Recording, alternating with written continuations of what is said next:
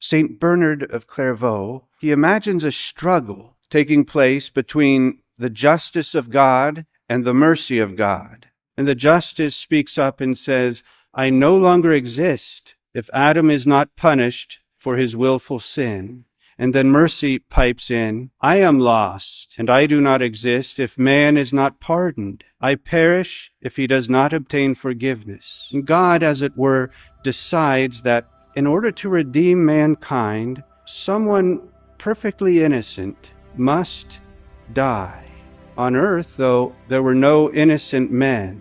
They sinned through Adam. And since there are no men who are innocent, God seems to say, let someone, anyone, come forth to redeem them. All of heaven was silent. The angels uttered not a word. Countless hosts of them were silent. But then the Word, the second person of the Blessed Trinity, he says, here I am, send me. The angels cannot satisfy for such a sin, he said. And Father, if we would make man to love us, what better way than that I, the Word, the eternal Word, in order to redeem mankind, should go upon earth, assume a human flesh, and by my death pay the penalty due to their sins. Thy justice would be fulfilled, and man would be convinced of our love. The Father responds, you will have to suffer a great deal. And the Son says, here I am, send me. And God the Father then says, you will have to be born in a cave, flee into Egypt to escape your very enemies who seek to put you to death as an infant.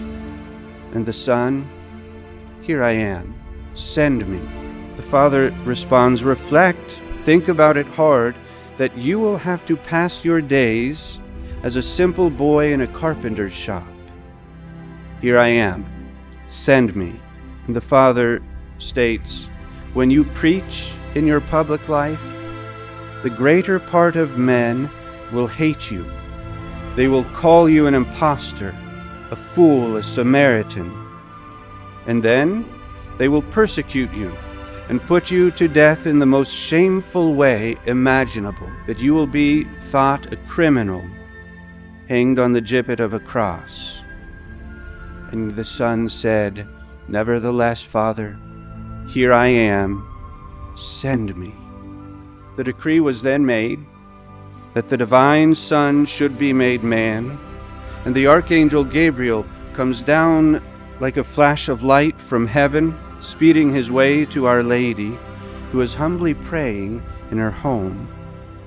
And Mary accepts him for her Son, and the Word was made flesh and dwelt among us.